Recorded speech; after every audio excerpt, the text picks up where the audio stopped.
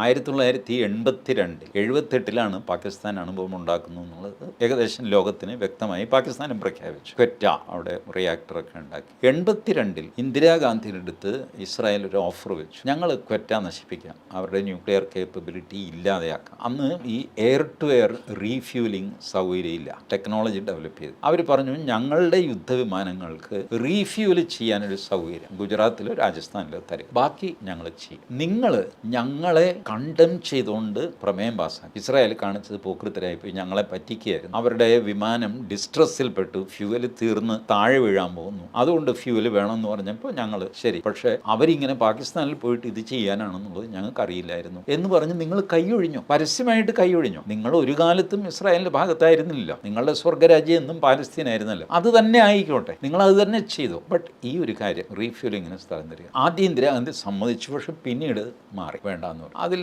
റഷ്യയുടെ ഇൻഫ്ലുവൻസ് ഉണ്ടാവാം, ഇവിടുത്തെ ഇന്ത്യൻ മുസ്ലിങ്ങളുടെ വോട്ട് നഷ്ടപ്പെടും പാകിസ്ഥാനിൽ ഇങ്ങനെ ചെയ്തു കഴിഞ്ഞാൽ, ഇസ്രായേലിനെ സഹായിച്ചു എന്ന് തന്നെ വ്യാഖ്യാനം വരുമല്ലോ. പിന്നെ തിരിച്ചങ്ങനെ അല്ല എന്നൊക്കെ പറഞ്ഞ് വാദിക്കാൻ നിൽക്കുന്നു. ഇങ്ങനെയൊക്കെ വിചാരിച്ചിട്ട് ആയിരിക്കാം അവരത് ചെയ്തില്ല. അത് അന്ന് ചെയ്തിരുന്നെങ്കിൽ ഇന്ന് നമുക്ക് ഈ ഒരു ഗതികേടും ഉണ്ടാകുന്നില്ല. അതിനു മുമ്പും അവർക്ക് അവസരം ഉണ്ടായി. 71-ൽ ലാഹോറിൻ്റെ 1.5 കിലോമീറ്റർ അടുത്ത് വരെ നമ്മുടെ സൈന്യം പോയതാണ്. അതെല്ലാം തിരിച്ചു വരാൻ ഒരുപാട് ചാൻസസ് നമ്മൾ നഷ്ടപ്പെടുത്തി.